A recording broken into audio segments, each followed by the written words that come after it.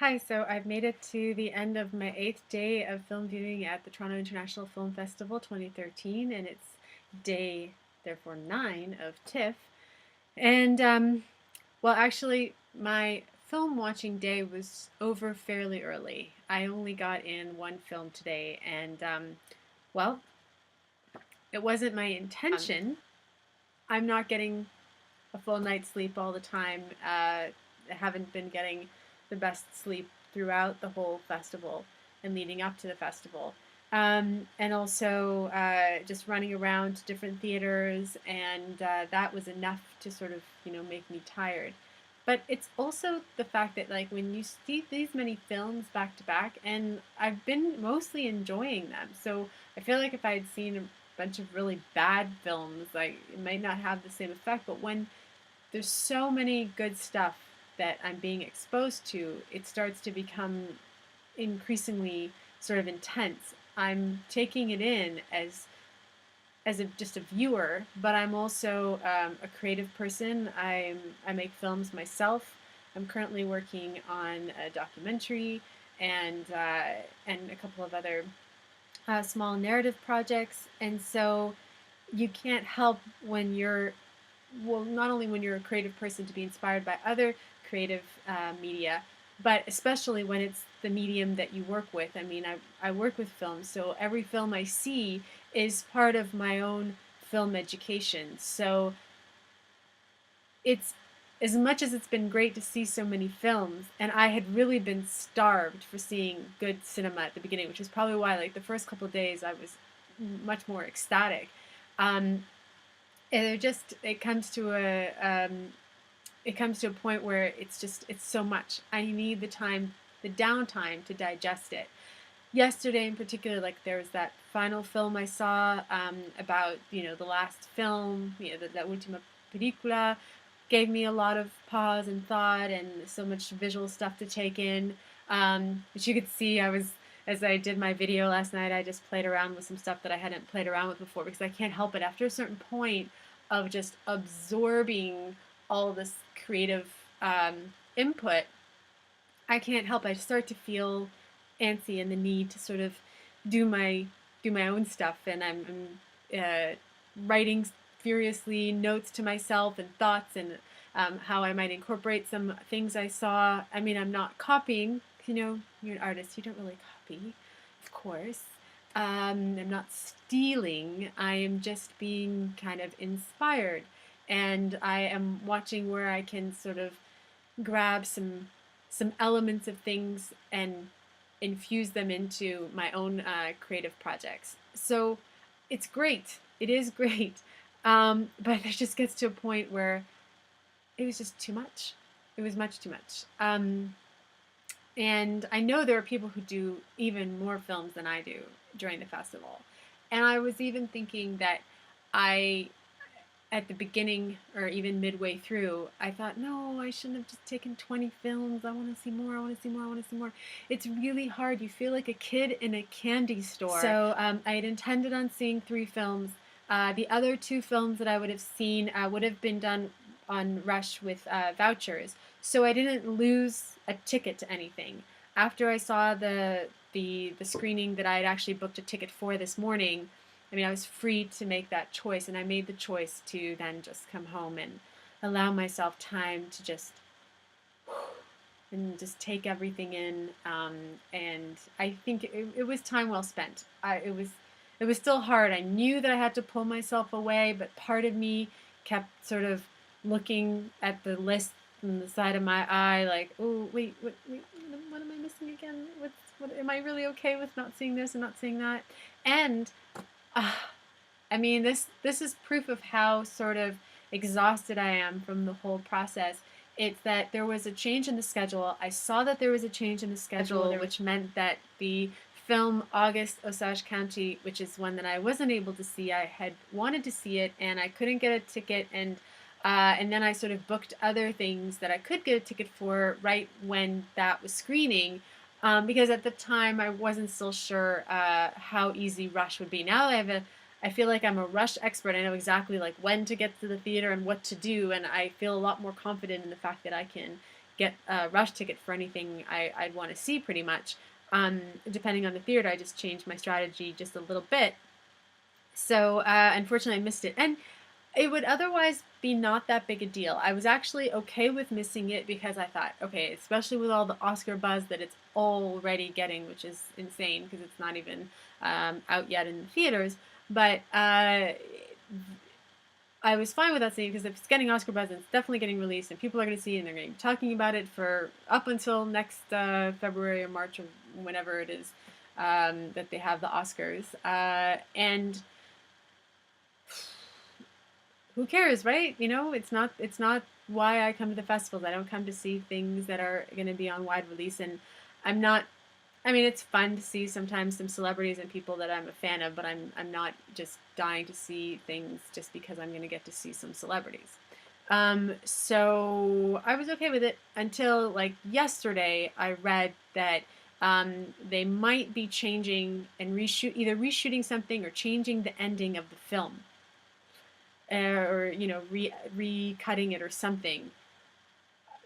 And I thought, no, that means that whatever is screened here is not to ever, possibly never to be seen again. Now, with DVDs, it's possible, I guess, they'd show whatever deleted or changed scenes, possibly.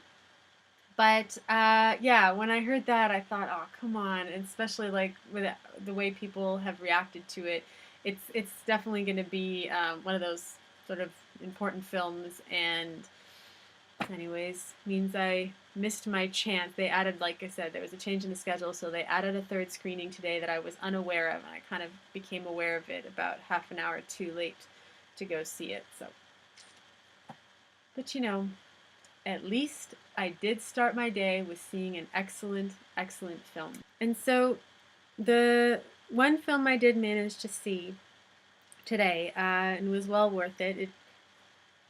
It was certainly a great film to see if it's just going to be the one film for the day. And this is the press kit I got.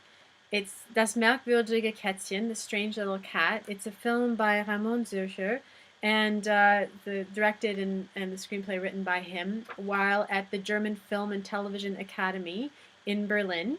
And his brother was the producer, and they're twin brothers. So we've got him, that's Ramon and Sylvain. And so, first of all, yeah, student film. Pretty awesome that your student film makes it to the festivals. But not just this festival. It was also at the Cannes. They have this ACID program of films. One of their programs called ACID. The Vienna's International Film Festival. It was at the Berlinale. It was winner of New Talent Grand Prix at CPH PIX 2013. I do not off the top of my head know what that is, but CPH makes me think it must be some kind of Swiss festival. They are from Switzerland. They're studying in Berlin, but they are from Switzerland. And it's an official selection also at the San Francisco International Film Festival, and it's doing the rounds. And it's been getting praise everywhere it goes.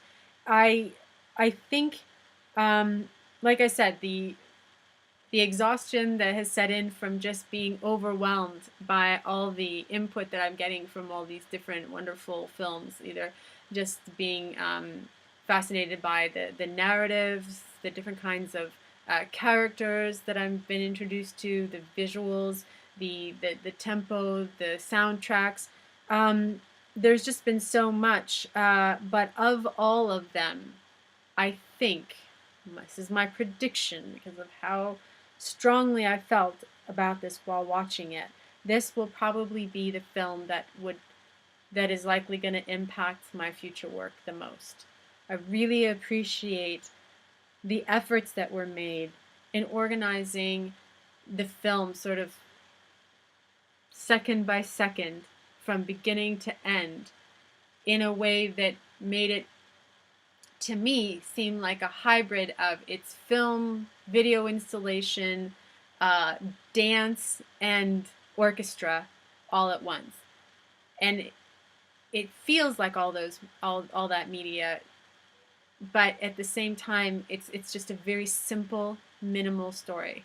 We're talking about just a day in the life of a family within one Berlin apartment. When the kids are coming home, they have older kids who are coming home that day, younger kids at the home. There's a cat, there's a dog, there's a moth, and boy, they must have had to have a lot of patience to wait for the moth to do what they wanted it to do. And then there was the extended family that sort of shows up as the day goes on, and really, that's it. This is luckily I have this press release, so I'm gonna let some other people talk, or just I'm gonna take some things that other people have said about the film because I'm still really overwhelmed by it. And yet, this is minimalist filmmaking par excellence, a sunny delight from end to end. That's Stephen Dalton, The Hollywood Reporter. Also from Stephen Dalton at The Hollywood Reporter, a delightfully fresh and original Berlinale debut, this sunny addition to the forum section may yet prove to be the most purely pleasurable experience on offer at the festival. The family setup feels like a TV sitcom, but the lively domestic dance that follows plays more like surreal farce. I think the tension in the film is perfect. It doesn't meander. Everything is paced in an ideal fashion, and the most merkwürdige thing, which is noticeable, or sort of not just noticeable, but the thing that sort of grabs your attention the most maybe is that it's all shot just with static shots. So the people are coming in and out of the shot, in and out of the screen, and it doesn't stay in the same place the entire time. It is shot throughout the entire apartment, but every shot is just static, beautiful frames. Here's an example. And that's just a girl putting the plastic bottles back to the recycling. Very normal, mundane, everyday activity for Germans, recycling their plastic bottles. That's a fascinating machine. I actually miss those machines. They were fun. So it was nice to see it. And yes, it was done on a... It's hard to say what kind of budget because, like I said, it was done at school. So they were given apparently a stipend or something of like 10,000 euros, and they themselves threw in a couple thousand euros for the film, but also given the fact that they had still access, I guess, to school equipment. They're in Berlin and Potsdam. Potsdam has a studio. I mean, they really, they're saying that they have no way of knowing because there's a lot of stuff, obviously, as students that they kind of got for free. And I mean, when film school in Berlin is only 200 euros a semester, still very free. I mean, basically, it's the German government, the German taxpayers who essentially funded this film, which is fantastic. I love, love, love, love that system. So these are people to look for. This is a true artist. This is true artistry. This is something I aspire to, an aesthetic that I think I could really aspire to, and just a wonderful piece.